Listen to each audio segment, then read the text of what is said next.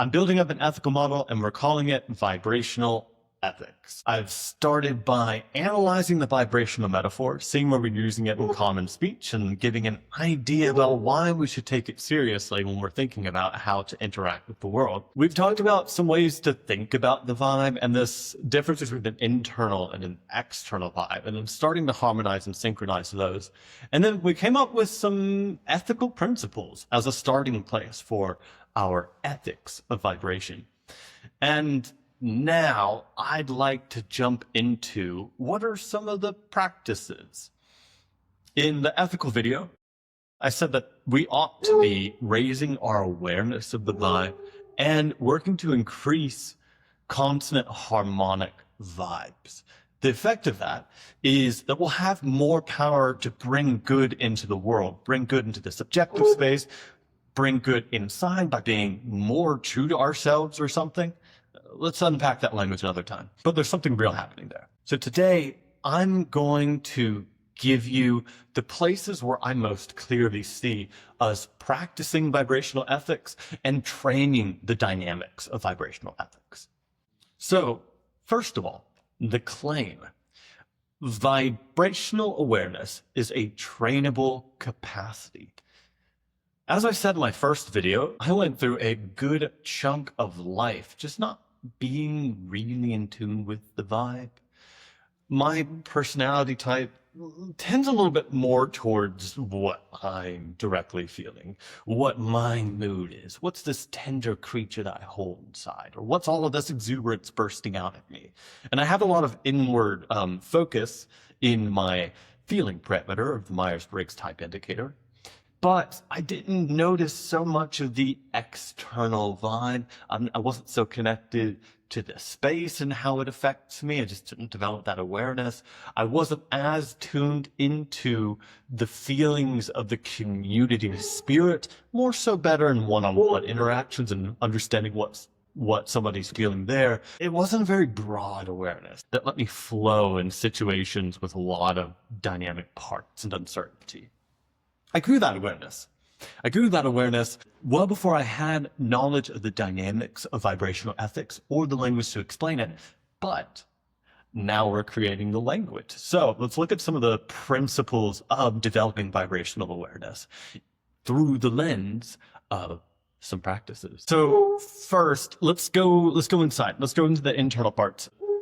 And we said that this internal vibe is different motivational schemas inside of us, different parts that all have their desires and what they want to express out into the world.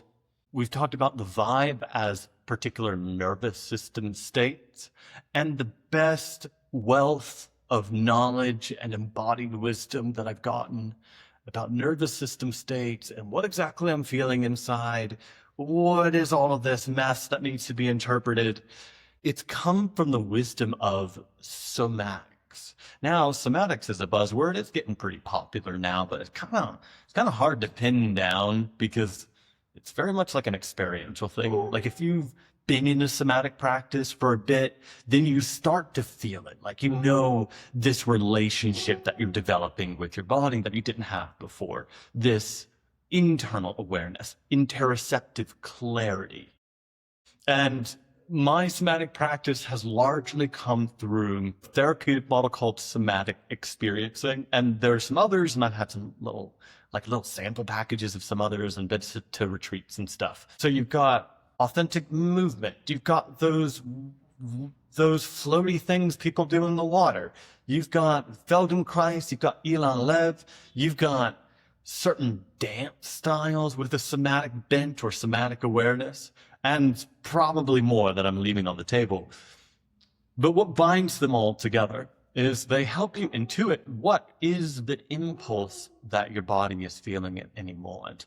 The main takeaway proposition of the somatics world is that your organism kind of knows how it wants to self-organize, and then we often get in the way of it rationally. So all this trauma stuff can largely be avoided if we're in tune with our body's need to move and self-regulate and release tension and anxiety, all that stuff. We keep ourselves from doing that because we're just not that connected to our bodies now. I don't know about you, but I sat still at a desk for like 5 to 8 hours a day for the most formative years of my life when I was a ball of energy. And the recommendation was, don't be that. Sit your ass down, tune into the mental space. Your body's sensations are irrelevant. Learn to tune them out. Okay, so somatics is getting us back in touch with the internal vibe, with the body's desire to move. And you can get in touch with it with dance. You can get in touch with it with therapy models like somatic experiencing or kind of group guided experiences. I think Feldenkrais and Ilan Lev and these are often done as guided experiences, but you can have a therapist. There's a lot. There's a lot you could do to tune in to the internal world. And I just recommend do a little bit of study about the somatic stuff. Maybe some of the principles you can just kind of take and start applying to your life and grow that awareness yourself. And you might find a discipline that you gravitate towards that you want to practice for a while. Highly, highly recommend it. And then my journey of getting in tune with the vibe started with that somatics, and then it ended up expanding and escaping from there into the intersubjective, cultural, social, shared space. So from that place of inner attunement, then I started to dance, for example. My favorite style of dancing at this moment is contact improv. And it is so perfect for the vibe ethical model because there's very little structure to it. It's totally up to two bodies or 3 or 4 or 5 or however many to be in a space and then to just feel the impulses within oneself and from another and move within them. Dance often has this quality, right? Especially, well, I'll say partner dances have this quality because in partner dances, you have a person that y'all are dynamically moving together. In a lot of traditional ballroom dances, these are divided up into roles. You have a masculine role and you have a feminine role, and that's cool for practicing the masculine feminine divide. That can be useful. I recommend getting into whatever role that you want to grow in your confidence in. Be pretty cool if we all had a bit of masculine and feminine energy, right?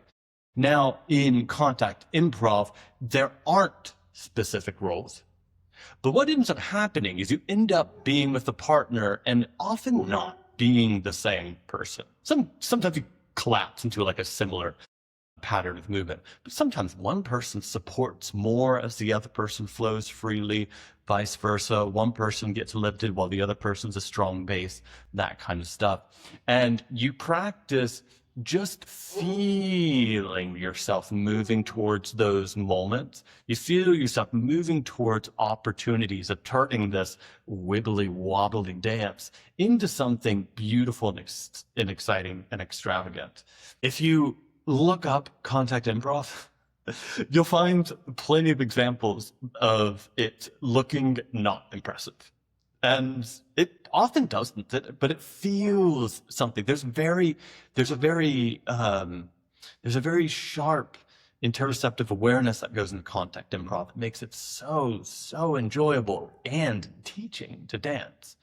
And so for me, that's been the healing aspect of starting to take my impulses and then aim them outwards and then feel what happens when my impulses are in relationship with other people's impulses and being able to drop out of the mind and magically just start to create forms out of this nebulous nonsense. It's great. Cool. And if you're not so much into hippie shit, anything that has improv in it is going to be a vibrational ethical training ground. So comedy improv as well. It's practicing attunement to that very moment. Attunement to what's going on outside, attunement to what I contain inside that's particularly humorous, and linking those up in the exact right moment so that the humor lands. So anything that you can get with improv appended to it, that's a great training ground for vibrational ethics. Additionally, travel is a good one as well. In travel, you're thrust into a new scenario.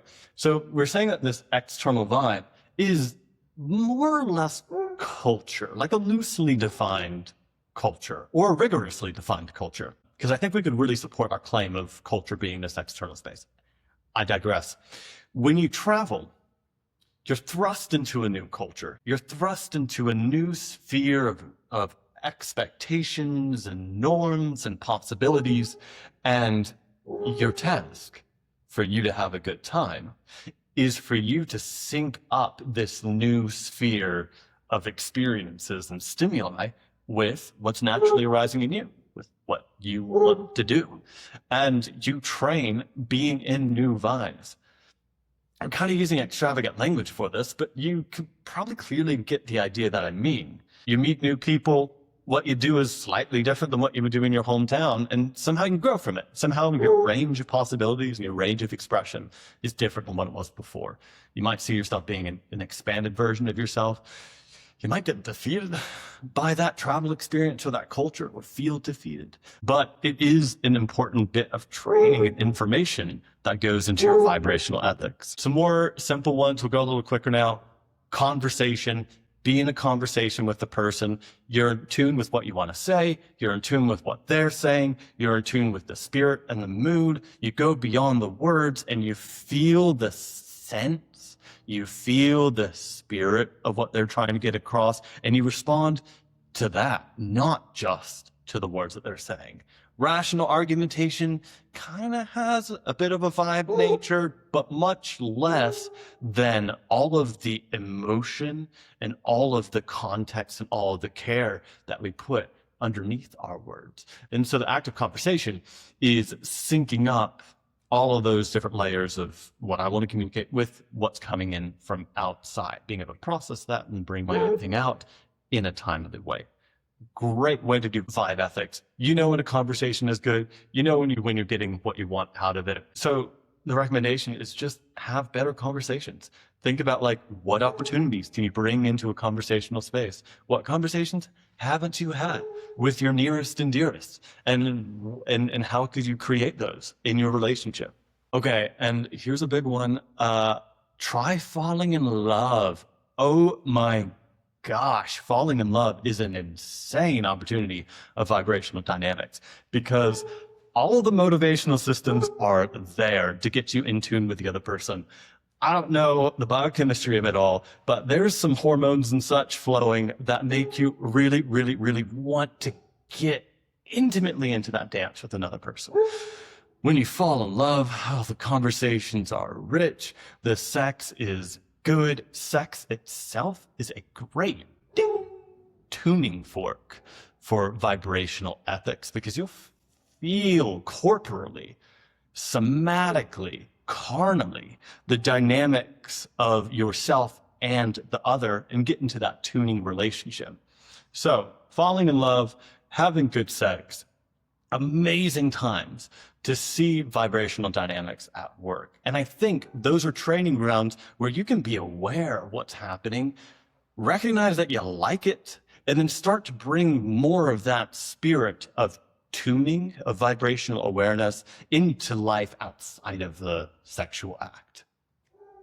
I think we'll just end the list there for now, but there is so much more space for all of your favorite vibrational dynamics, tuning playgrounds. I'd love to hear them. This is a theory in progress. You can contribute to it.